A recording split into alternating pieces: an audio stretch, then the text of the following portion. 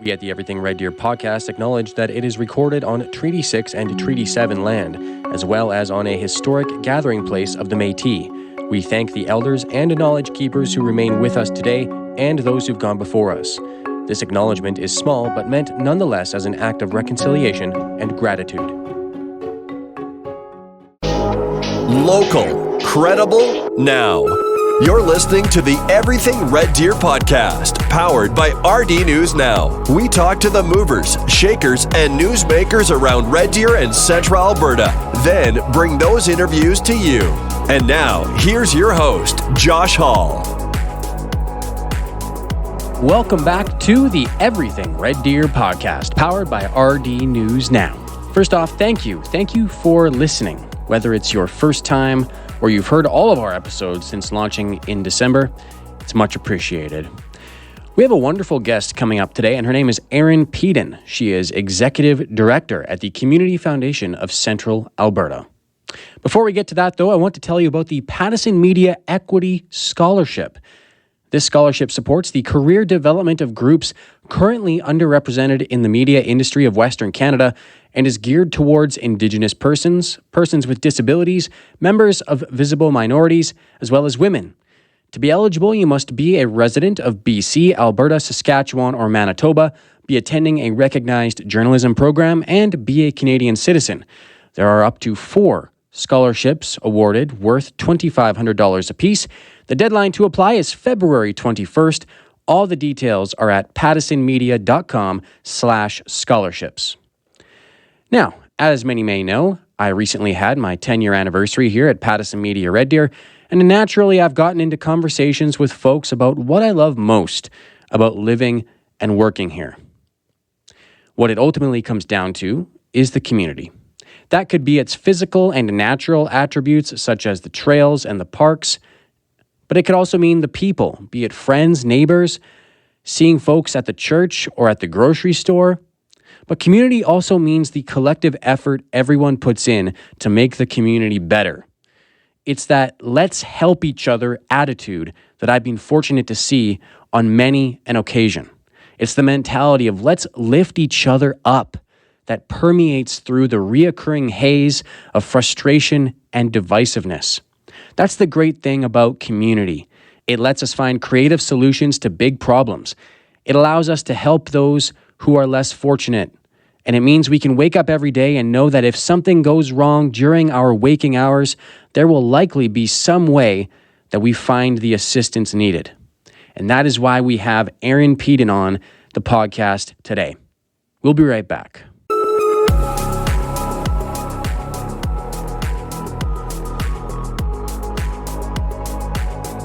Joining the Everything Red Deer podcast now is Erin Peden, who is the Executive Director at the Community Foundation of Central Alberta. Thanks for joining me today, Erin. Oh, Josh, thank you so much for letting me be on your podcast today. Well, we really appreciate you taking the time to come in. You're a very busy person, and the foundation does a lot of important work, so thank you for joining us.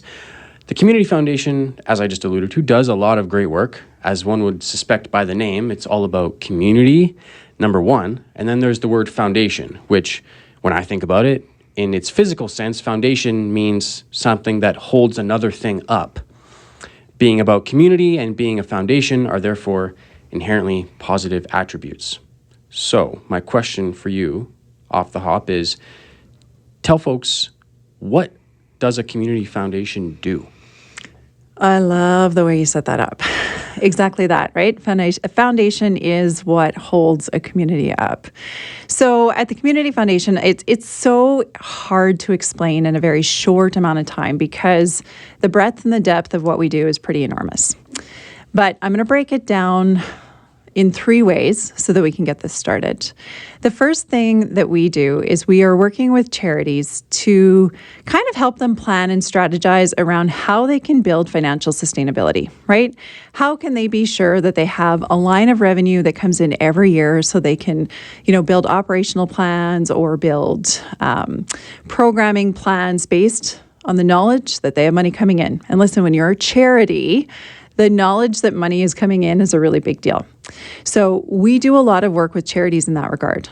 The second piece of what we do is grants. So if there are some really amazing projects that are happening in our community that either need a little infusion of dollars in order to get them started, or in order to get them through, the slog, the hard part where they're not seeing any funding, or to help them wrap up, right? We will create grants, small grants, in order for these communities or these charities can get this into the community. But the part that people have a really hard time understanding is, so where does that money come from, right? Like how are you doing these things?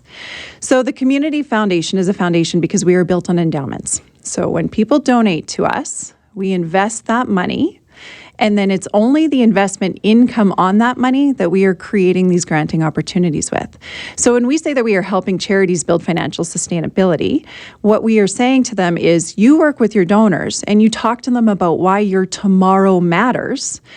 We will invest that money, and whatever money that money makes is going to go back to your organization. So year after year, you have a sustainable revenue stream. So like that is, I'd say that's it in a nutshell, except that we do a lot more than that too. But those are the three really big things that we do within our community. Well, we'll get into some of the other things that you do, but I wanted to ask, how much money exactly are we talking that the foundation takes care of, and for how many different organizations? So we've got about $20 million, just over $20 million invested right now. And we have about 140 funds. So not only do we have funds that are for organizations, we also have funds that are held by donors. So sometimes we call them donor advised funds. So I'm going to use the example of Smiles Through Lindsay. We work really closely with Rick and Cindy Moore. Lots of people in our community know the story of Lindsay, and they know what it is that Smiles Through Lindsay is trying to do. So rather than them having to go through all of the heavy administrative pieces of having their own foundation, we are able to establish that fund for them and do all of the back end administration pieces. And they can still make really big changes in terms of youth and mental health within our community with that investment income. So for those who maybe are forgetting, last summer, the foundation changed its name. It was the Red Deer and District Community Foundation, and it's been around since 1989. It's as old as I am. 36 years. And I know that your organization's values are stewardship, volunteerism, empowerment, being proactive, and partnership, or partnering with others. What would you tell the community is the biggest priority for the foundation right now? Community wealth. And I'm gonna take us on a bit of a branch here, because what community wealth looks like cannot be summed up in dollars and cents. So all of those values that you just listed, that's what makes us wealthy. I think all of us are more successful in our jobs and what we're doing for a living when we are able to kind of lean on our personal life a little bit. So I'm just going to take us into my personal life for a little bit. We had a very tremendous change happen in the last 2 years where our family grew with 5 additional children. And it happened overnight, literally overnight. And I was, as anybody would be, a little bit surprised and a little bit nervous and didn't really know where to turn. So I turned to my community. We were, without hesitation, so incredibly supported by people helping us find childcare, by the school division opening up its doors to children who have extra needs and saying, we will find a place and we will find people to support them. I had, our board members arriving at my door with food and books and treats, and I was surrounded by community, all individuals who have all of those same values and principles that you just laid out right there. So when we say that the Community Foundation's priority right now is community wealth, I kind of draw on that personal experience a little bit, and I think, gosh, we're really rich. Our community is rich. We have a pretty substantial gift economy that exists here. And so right now, as a community foundation, we are trying to loop in all of that good work, the individuals that are naturally drawn to the gift economy, where you are giving and receiving naturally as needed, to those who, our whole community is running based on an economy, right? A thriving economy. So how can we loop the philanthropic dollars in with this concept of gift economy, where the two of us can come together and create some really, really big change in our community? So right now we're working as a bridge. Those who have the means and the resources, the financial resources to create huge change in our community, and those that have that grassroots knowledge around where the needs are, who needs help. We want to bring them together and plan sustainable financial planning. That gifting economy, as I think you put it, that includes, correct me if I'm wrong, but that includes the gifting of your time and volunteerism. And Absolutely. Red Deer is very well known for its ability to band together when there's big events or small events to provide the people to help put that event on. Is that still a thing? Absolutely. I think when we talk, we always talk about at the Community Foundation, we pool our assets, which means that all of the money that we get, we invest in one big pool because you get a better return. And I think that can be applied so easily to the rest of our community. The assets that we have in our community in terms of, educational supports, people who bend over backwards, bringing food out to those that need food, right? Look at how the food bank is having all of this innovation that's being built. We have a tremendous amount of assets. And if we pool those assets, we're going to have a bigger return as a community. We're talking with Erin Peden, Executive Director at the Community Foundation of Central Alberta. Erin, what's new at the foundation these days? Well, we morphed into a different grant program recently. So traditionally, we called it the Smart and Caring Communities Grant, and it was kind of wide open and any charity could apply to it. There was no real cap on it, but we have a finite number of resources, and we found that we weren't really making the impact that we wanted to make. So we started this microgrants program. I talked to you about that previous, where it's just $5,000, show us what you can do, merging needs. What can you do with $5,000? And you would not believe the innovation that exists within charitable agencies within our community. It's been really incredible to read these applications. So rather than us saying we can only fund this many and leaving it at that, we thought this is a great opportunity to really loop our community into what kind of impact they can make. So we've just started, it's going to be announced right away, a giving hub where after we go through and determine what our priorities are and who we can grant to, we are putting these applications live on our website where people can see whether or not they want to make that $5,000 contribution, if they want to create a grant and join us in this. And most people would know that there's a tax benefit to that, right? So you can make a $5,000 impact, and because of that charitable tax receipt and the tax credit that you're going to get, it's going to cost you about $2,600. So $2,600 can go a really long ways in our community. So that's one of the new things that we've got going on. So is that a little bit of breaking news on the podcast? Oh, you heard it first. You were going to continue? The other thing that we are going to be working towards, and it's in development, so we're not there yet. We really believe in the power of participatory grant making. So when charities are coming up with these new, bright, innovative ideas, sometimes we're so busy spinning in our own hamster wheel that we don't know what's going on with our neighbors. And so what we are going to be working towards is every time a charity applies for a grant, they are going to know that they are also an adjudicator of that grant. So rather than outsiders reading and evaluating, we're going to have these charitable organizations come together and determine what are the priorities. The hope there is that there will be more discussions around collaboration and recognizing whether or not there's service overlap in our community. We are seeing, there's a finite number of resources, financial resources for charities, and there is an unlimited amount of need. So the more that these charities are talking to each other and working together, the more I think we're going to see productive work being done across the community. More productive. Listen, our charities are amazing. The work that is being done here is incredible. We just want to give them one more tool, one more resource. You and I spoke a few months ago about an issue that the foundation was having during the Canada Post strike, and charities actually being able to get their money and money going different ways. Is that all good now?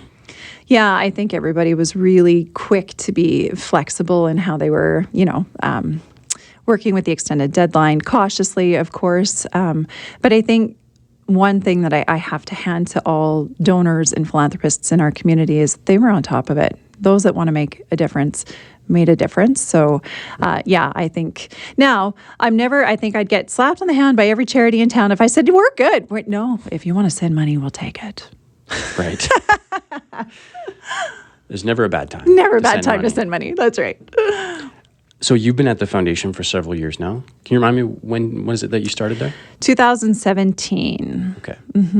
So in that time, that's 8 years now, what are you most proud of that the foundation has accomplished? You know what? I think what I'm most proud of is that we have reinvested into our original mission, right? We want to be that catalyst that creates a legacy to enhance the quality of life in Central Alberta. And so when we revisit that mission, we've also kind of revisited the interpretation of what legacy means.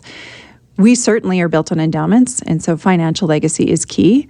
But legacy also means how are we creating this memorable movement around supporting long-term charitable missions. And I'm really proud of the team for understanding the assignment and kicking it out there and making some big waves. Cool. So if somebody wants to get involved with the Community Foundation, if they want to give money or if they want to give their time, if they want to come visit the Community Foundation at their downtown offices for some reason, how can people do so? For some reason, you want to come because we've reasons. Got terrible, cheap coffee and really great company. The last time I was there was donuts. Oh, I can't promise there's going to be donuts every time because, we eat them. But I think if somebody wanted to be involved, the number one step, because like I've mentioned, there are so many different facets to the Community Foundation, we've hardly touched on them here. So if somebody wants to be involved, I would encourage them to call us. We are working so hard at, reigniting the idea of connection. So I have a very kind of clunky, uncomfortable couch in my office, and I would love for you to come and sit on it and have a conversation. Where do you see your community? How would you anticipate change happening? What kind of difference can you make with $25 a month? We want to have those kind of conversations. What's the website? www.cfcab.ca. I know it's really long. If you Google Community Foundations in Central Alberta, we're going to be your hit. It's beautiful what Google can do, right? All right. So, Erin, thank you again for joining us on the Everything Red Deer podcast. It was a pleasure to have you. And hopefully folks learned something about how they can help their community going forward. I hope so. We are in a great place. This has been the Everything Red Deer podcast, powered by rdnewsNOW. This podcast is produced and edited by the team at rdnewsNOW and Pattison Media Red Deer. Make sure to download our mobile app and subscribe to our free daily newsletter by visiting rdnewsnow.com. Thanks for listening.